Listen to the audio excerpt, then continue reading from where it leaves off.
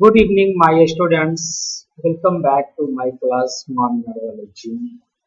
आज के क्लास में मैं आपको इम्परेटिव सेंटेंस के कुछ स्पेसिफिक रूल्स के बारे में बताऊंगा कि किस प्रकार हम डायरेक्ट से इनडायरेक्ट बनाते समय उसका हम यूटिलाइज करते हैं। इसके पहले के क्लास में मैंने आपको बताया था कि किस प्रकार इम्परेटिव सेंटेंस के वाक्यों का डायरेक्ट से इनडायरेक्ट नरेशन बनाया जाता है। तो आइए इस कड़ी को आगे बढ़ाते हुए इम्परेटिव सेंटेंस में ही कुछ बचे हुए जो रूल्स हैं उसके आगे की चर्चा करता हूँ। आप ध्यानपूर्वक रूल्स को समझने का प्रयास करें। यदि दिक्कत होती है तो आप कमेंट बॉक्स में जा करके कमेंट कीजिए, व्हाट्सएप पे जा करके कमेंट कीजिए। आपको ससमय आपकी समस्या का समाधान अवश्य। तो आइए आज की क्लास का संगमेश करते हैं बचे हुए इम्परेटिव सेंटेंस के कुछ रूल्स के साथ। नोट में है आपका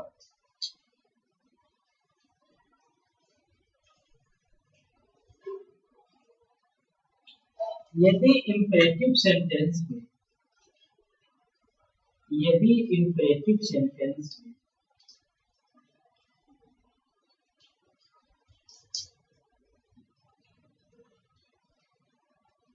प्लीज या काइंडली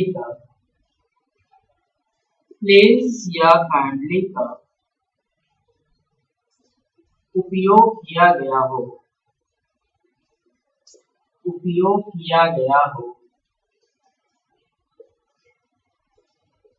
तो उसे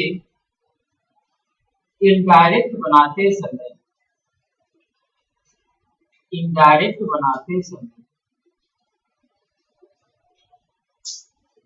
हटा दिया जाए।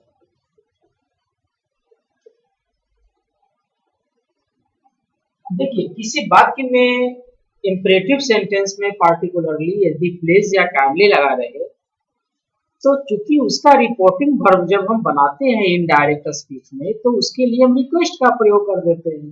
तो रिक्वेस्ट जो है वो प्लीज या काइंडली के जगह पे ही है। अकॉर्डिंग टू प्लीज और काइंडली के अनुसार ही हम आरवी को इनडायरेक्ट नरेशन में हम रिक्वेस्ट में चेंज करते हैं। इसलिए जब हम उसका इनडायरेक्ट नरेशन बनाते हैं तो रिपोर्टेड स्पीच में यानी कॉमा इन्वर्टेड कॉमा के अंदर जो प्लीज या काइंडली लगते हैं उसे इनडायरेक्ट में हमें बिल्कुल हटाना पड़ेगा। जैसे एग्जाम्पल के तौर पे आप देख सकते हैं, माई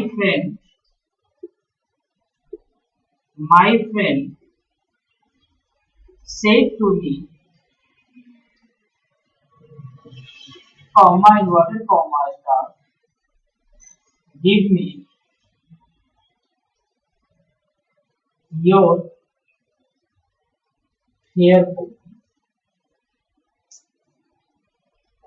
या give me your hair copy please। देखिए पीछे लगा दिया। तो ये जो प्लीज लगा हुआ है जब हम इनडायरेक्ट नरेशन बनाते हैं तो इस प्लीज को हमें हटाना पड़ेगा। तो माय फ्रेंड होगी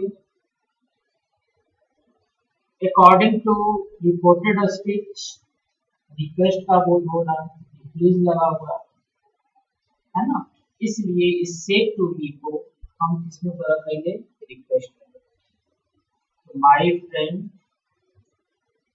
रिक्वेस्टेड मी, कॉमा इन्वर्टेड कॉमा है, कॉमा इन्वर्टेड कॉमा को टू में बदल देंगे।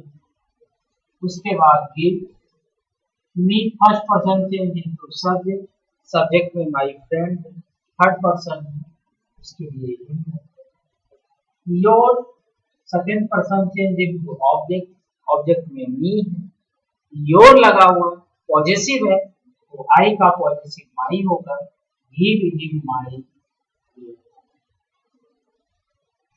उसके बाद प्लीज को हम क्या करते हैं, रिमूव करते हैं। इसलिए हटा देते हैं क्योंकि इसी के अर्थानुसार हमने रिपोर्टिंग वर्ब को रिक्वेस्ट तो इस चीज को हम मानेंगे। दूसरा है आपका रूल, इम्परेटिव सेंटेंस में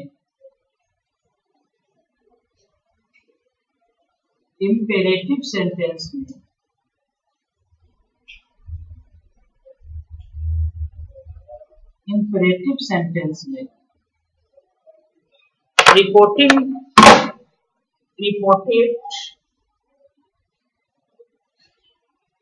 रिपोर्टेड क्लाउड्स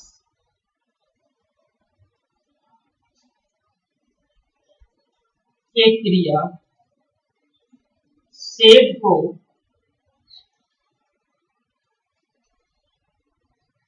भिन्न भिन्न शब्दों का प्रयोग कर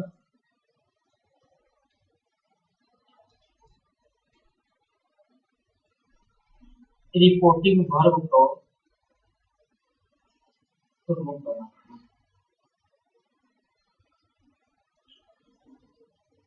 शर्त बस इतना है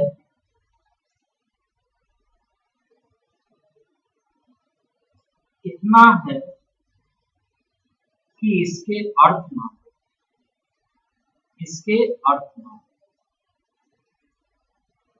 किसके अर्थ ना बदले, तो रिपोर्टेड स्पीच के अर्थ। अब जैसे मान लीजिए रिक्वेस्ट हुआ, ऑर्डर हुआ, एडवाइस हुआ, इसके अलावे भी और भी बहुत सारे टर्म्स हैं, इंग्लिश के वर्ड्स हैं, है ना, जिसे हमें जानना बेहद ही जरूरी है ना, कि किस तरह का अर्थ के लिए किस तरह के पार्टिकुलर हम शब्द का प्रयोग करेंगे, इसकी जानकारी लेनी बहुत ही आवश्यक है। तो आप इसका स्क्रीनशॉट ले लें।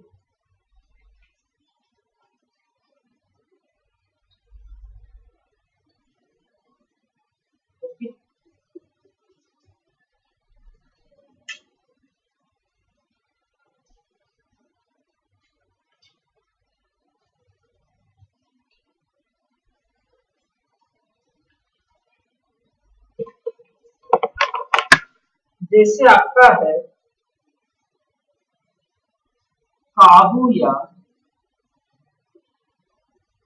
बस में करना,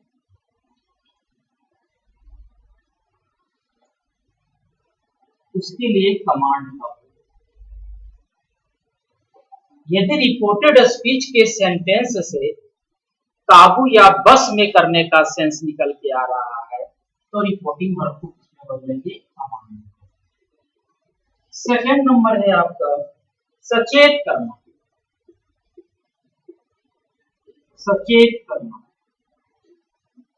चेतावनी देना, तो उसके लिए रिपोर्टिंग वर्ब को वार्न। ये रिपोर्टिंग वर्ब का मटेरियल, और ये आपका रिपोर्टेड स्पीच का सेंस। तीसरा अगर आपका है आदेश, तो आदेश में देखना पड़ेगा किस तरह का आदेश। आदेश में जैसे मान लिया जाए आदेश के लिए हम ऑर्डर का प्रयोग करते हैं, तो ऑर्डर में आपका ये जज का ऑर्डर हो गया, राजा रानी का ऑर्डर हो गया, किंग क्वीन का हो गया, मास्टर का हो गया, जो मालिक हो गया उसके ऑर्डर का। यही ऑर्डर जब मना करने के रूप में है, यही ऑर्डर जब मना करने के रूप में है, तो वहां पे हम फॉरबिड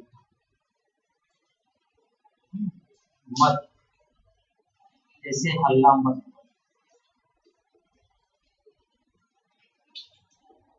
फॉरबिड और फॉरबिड दोनों चलता है, ये भी V1 है, ये भी V1, ठीक है। तो यही ऑर्डर जब निगेटिव रूप में मना करने का सेंस आ जाता है, तो इसके लिए हम फॉरबिड करते हैं। जैसे हल्ला मत कर, तो मान लीजिए बात रहेगा डोंट मेक अ नॉइज,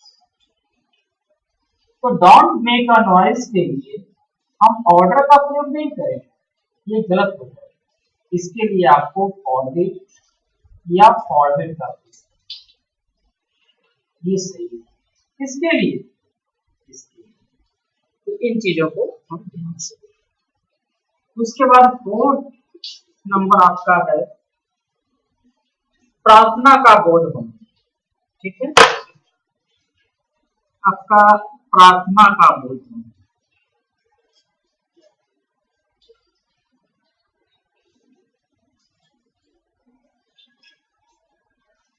अब प्रार्थना जो होते हैं बहुत अलग अलग प्रकार के होते हैं। साधारण प्रार्थना रहेगा तो उसके लिए हम रिक्वेस्ट का प्रयोग करते हैं।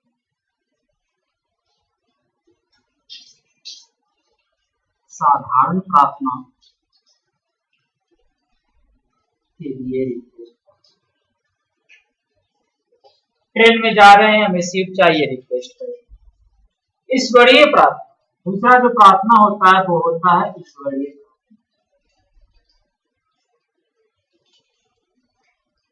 ईश्वरीय प्रार्थना के लिए हम लोग प्रे करते हैं। एक PRA होता है वर्ब के रूप में, जिसका मतलब होता है प्रार्थना करना, और एक PRE मतलब सिखार, नाउन। तो यहाँ पे इस प्रे की बात की जाए, इसका स्क्रीनशॉट ले ले, आगे और इसकी चर्चा होगी।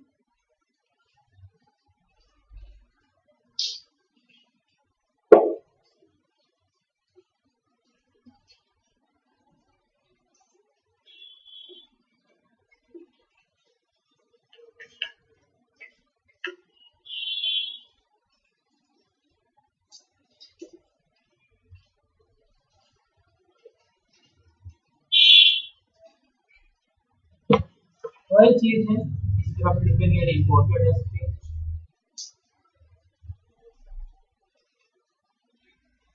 इधर लिखेंगे रिपोर्टेड।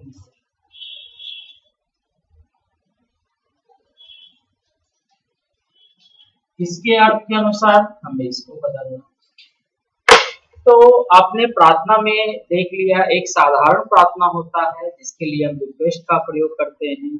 दूसरा ईश्वरीय प्रार्थना होता है जिसके लिए हम प्रे का प्रयोग करते हैं। एक गिड़गिड़ा कर प्रार्थना करते हैं, उसके लिए इम्प्लोर का प्रयोग करते हैं। थर्ड नंबर है आपका गिड़गिड़ा कर, सॉरी सी नंबर, गिड़गिड़ा कर प्रार्थना करें। इसके लिए हम इम्प्लोर का प्रयोग करें, इम्प्लोर। ठीक है। डी नंबर में और भी बहुत तरह के प्रार्थना है आपका। अधिकारी से प्रार्थना, अधिकारी से या शिक्षक से प्रार्थना, उसके लिए एक एप्लीकेशन में लिखते हैं ना, I want to say that, ये हो गया आपका प्रार्थना। ई नंबर आपका हो गया भिखारी का प्रार्थना, भिखारी का प्रार्थना, इसके लिए आ गया बी। उसके बाद समान अधिकार वाले, समान अधिकार वाले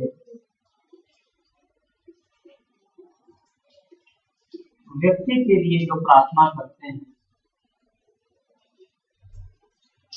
उसके लिए और इसका प्रेम में किसी से बात करते हैं, प्रेम में किसी को प्रस्ताव देते हैं, दोस्तों के बीच जो प्रार्थना होती है एक दूसरे के लिए, उसमें अर्ज का प्रयोग करें। उसी प्रकार प्रेमी प्रेमिका के लिए भी अर्ज का प्रयोग करेंगे। तो ये आपके कुछ साधारण तरह के प्रार्थना। उसके बाद है सलाह का बोध। नेक्स्ट है आपका सलाह, शायद 4 नंबर होगा, सलाह का बोध।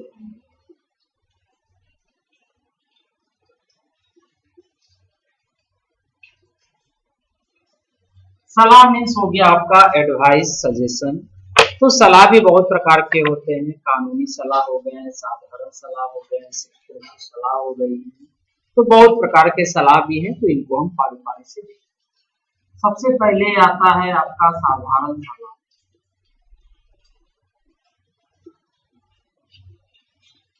साधारण सलाह की बात करते हैं तो उसके लिए हम एडवाइस का,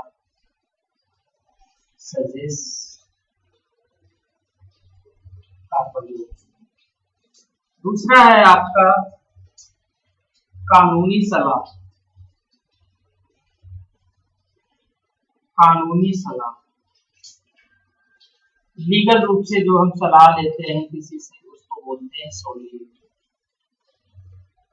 वकील से लेते हैं या फिर किसी लीगल एडवाइजर से लेते हैं, ठीक है, तो इसके लिए हम सोलिसिटर का प्रयोग करते हैं। सी नंबर में आपका आ गया है साधु संत की सलाह।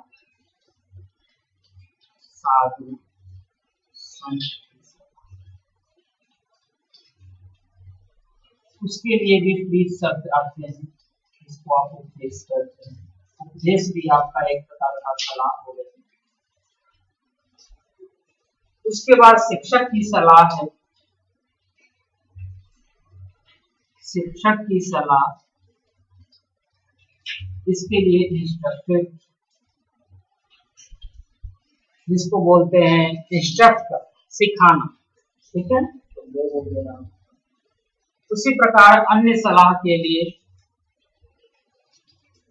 अन्य सलाह के लिए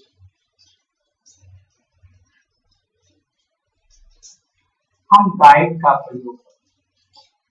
अन्य सलाह के लिए हम किसका प्रयोग करेंगे? गाइड का प्रयोग करेंगे। तो इस प्रकार आपने देख लिया कि आदेश का बोध होने पे किन शब्दों का प्रयोग करते हैं, विनती कितने प्रकार के होते हैं, किस प्रकार के अलग अलग अर्थ वाले विनती के लिए हम अलग अलग अर्थ वाले शब्दों का प्रयोग करेंगे। सलाह के बारे में आपने देख लिया कि किस प्रकार सलाह के लिए हम कैसे वर्ड का प्रयोग करते हैं।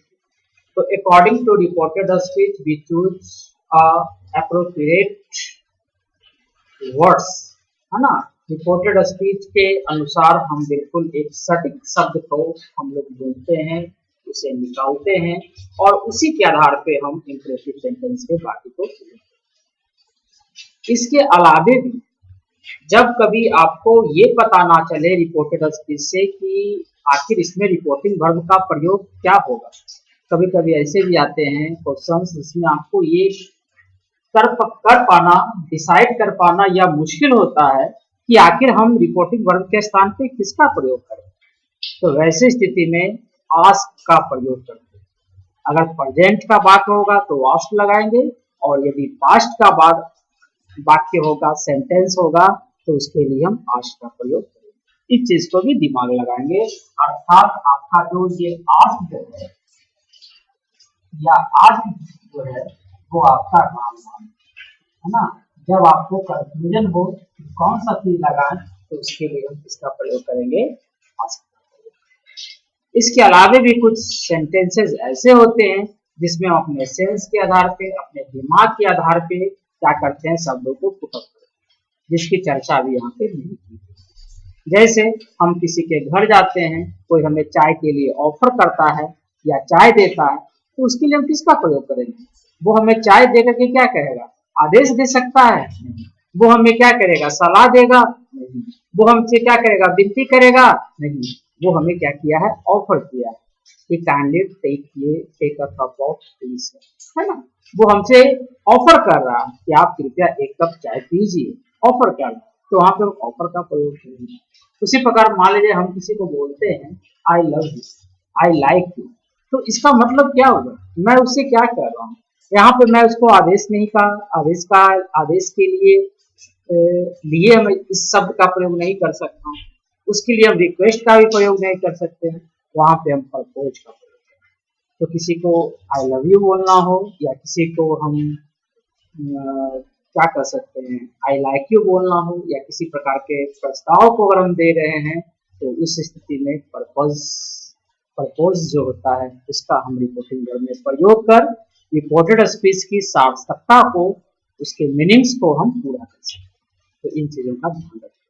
आइए दो सेंटेंस के आधार पर हम इसको समझने का प्रयास करें।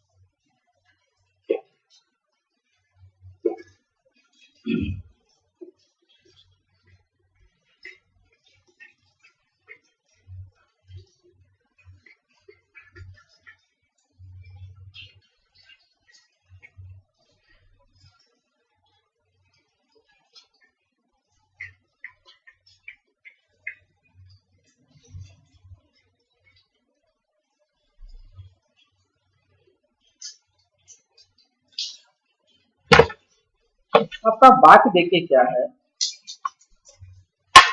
इसको हम लिख सकते हैं नोट में। कभी कभी सारे नियम शिथिल पड़ जाते हैं, शिथिल पड़ जाते हैं। वैसे स्थिति में कुछ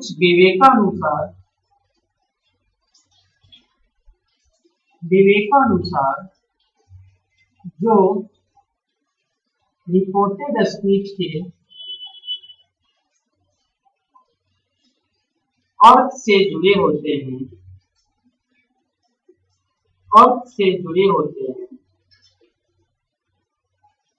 उनका प्रयोग कर हम indirect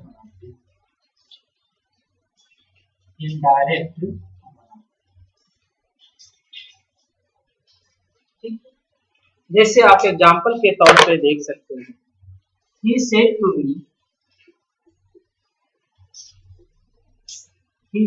me comma inverted comma start क्या है, have a cup of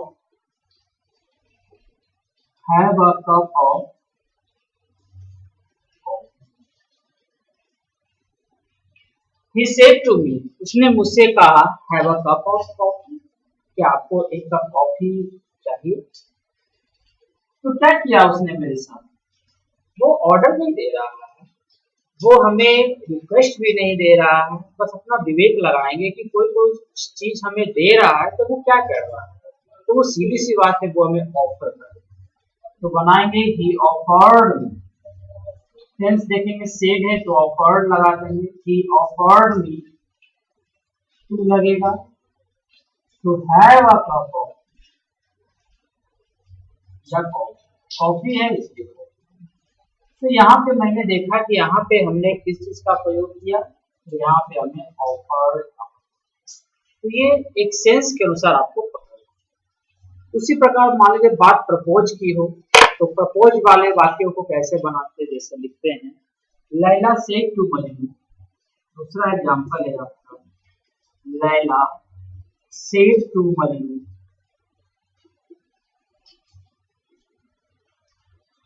comma inverted comma start, I love you,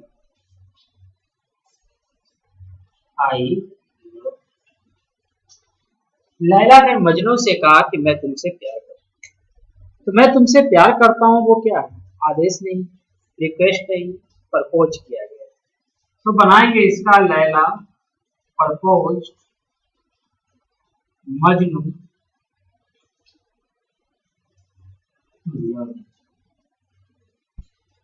तो इस प्रकार इंपरेटिव सेंटेंस में कुछ है ऐसे वाक्य जिसको अपने सेंस के आधार पे अपने स्तर से इसे फुट, बस ध्यान यही रखा जाता है कि इसके सेंस में परिवर्तन हो। इन चीजों को ध्यान में रखते हुए यदि हम एप्रोप्रिएट शब्द का प्रयोग करते हैं तो हमारा बनाया गया जो डायरेक्ट से इनडायरेक्ट नरेशन होते हैं वो सही होते हैं और सटीक। तो आप इसका स्क्रीनशॉट ले लें। इसके बाद आती है नेक्स्ट सेंटेंस की बारी और वो है आपका ऑब्जेक्टिव सेंटेंस। तब तक आप इसको नोट डाउन या स्क्रीनशॉट।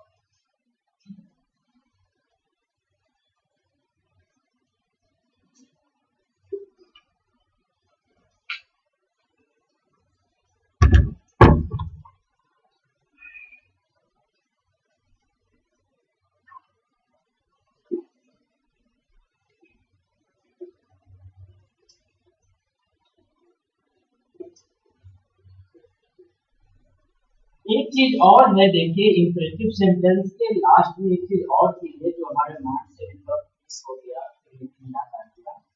वो है आपका एम्फैटिक इंपरेटिव। एम्फैटिक इंपरेटिव का हम डायरेक्ट से इनडायरेक्ट नरेशन कैसे।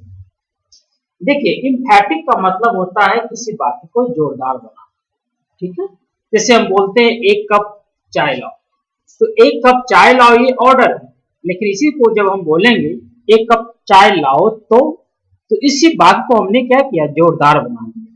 तो जोरदार वाक्यों के लिए इंपेरेटिव सेंटेंस को जब हम जोरदार बनाते हैं, कैसे बनाते हैं, उसके आगे डू लगा।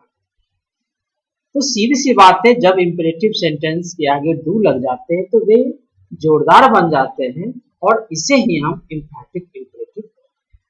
तो अब है इनडायरेक्ट नरेशन ऑफ ऑप्टेटिव के पहले मैं इसको क्लियर कर देना चाहूंगा।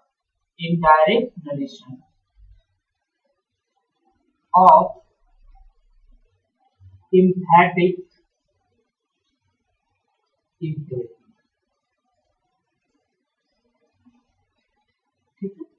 एम्फैटिक imperative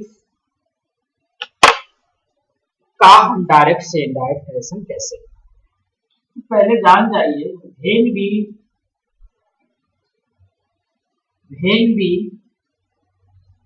use do before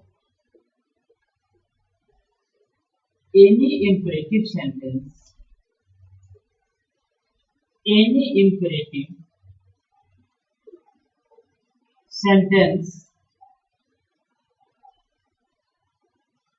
it's said to be an emphatic imperative.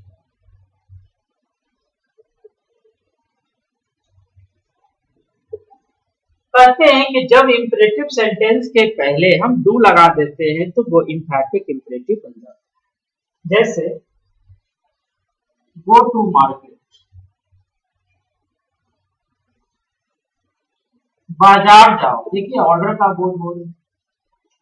अब इसके आगे हम डू लगा दें और इस जी जो बड़ा था उसको स्मॉल कर दें, तो ये जो वाक्य बन गया वो आपका बन गया एम्फैटिक।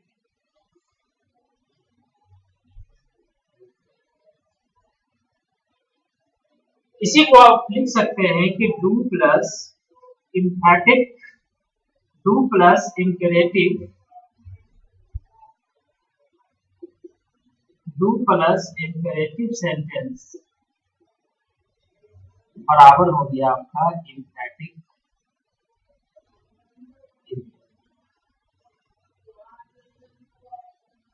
इस मंत्र को आप याद कर लीजिएगा। नोट क्या है कि यदि इंपेरेटिव सेंटेंस में, ऑलरेडी मीन्स पहले से ही प्लीज या काइंडली लगा हो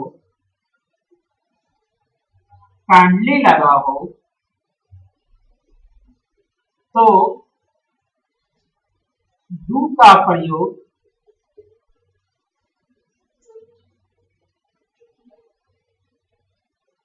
प्लीज या काइंडली के बाद, प्लीज या काइंडली के बाद।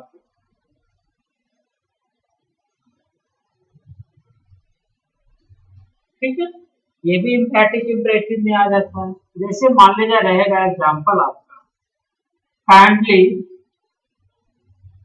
Consider this matter. ठीक है, इसका हमको अगर एम्फैटिक इंपेरेटिव बनाना रहेगा तो बनाएंगे, डू आगे नहीं लगा देंगे सबसे आगे, क्योंकि इसके आगे काइंडली है।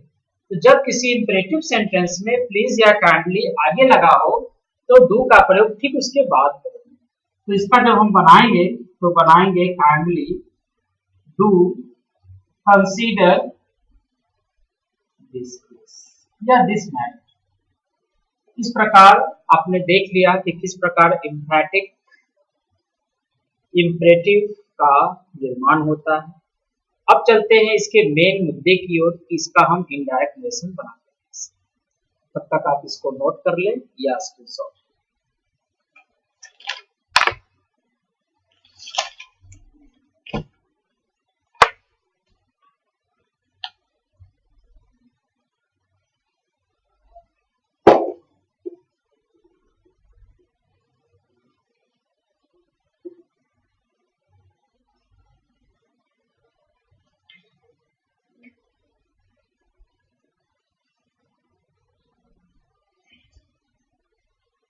इम्पैरेटिव सेंटेंस का जो डायरेक्ट से इनडायरेक्ट बनता है वो बिल्कुल इम्परेटिव की तरह ही बनता है।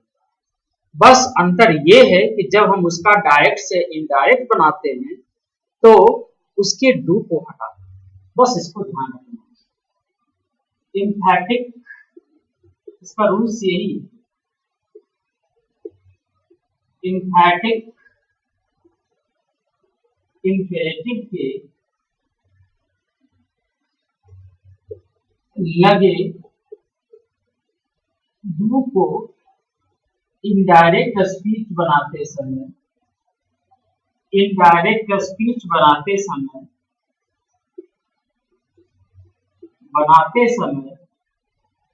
हटा दो। बाकी सारी प्रक्रिया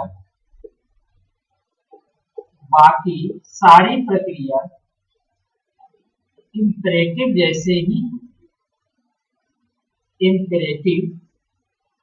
जैसे बस डू हट जाता है। जैसे एग्जांपल देखिए आपका, ही सेड टू मी,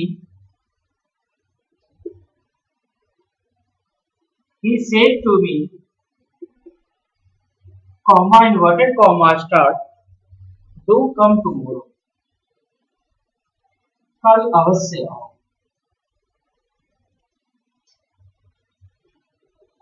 ठीक है, तो देखिए ये आदेश का बोध हो रहा है, इसको बनाएंगे ही ऑर्डर्ड मी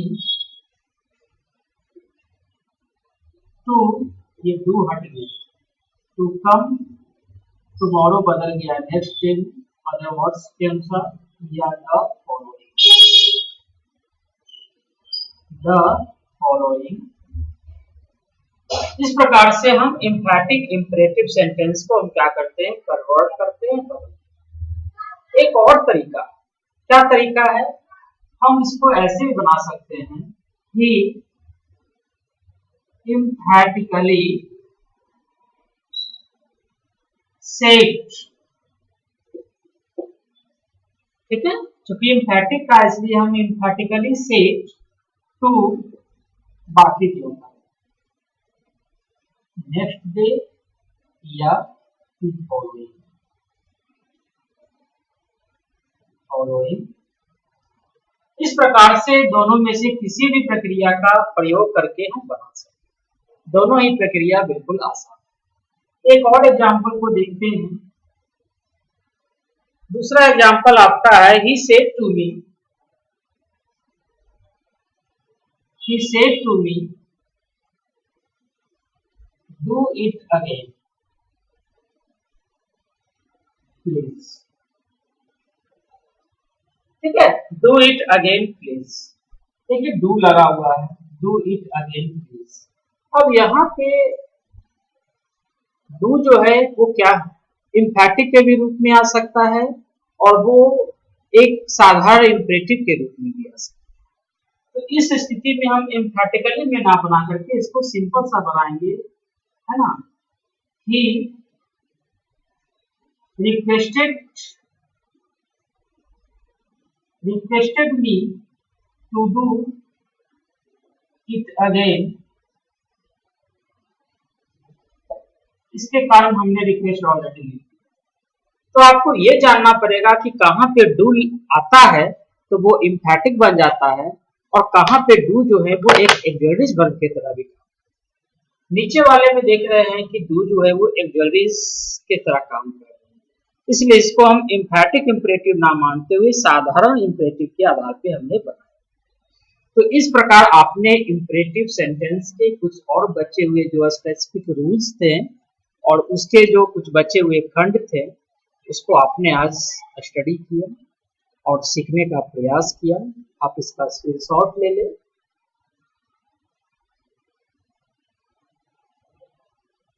और इसी के साथ ही आज की कक्षा समाप्त होती है। कल फिर मिलेंगे और तब तक सूर्या को जाने की अनुमति दीजिए।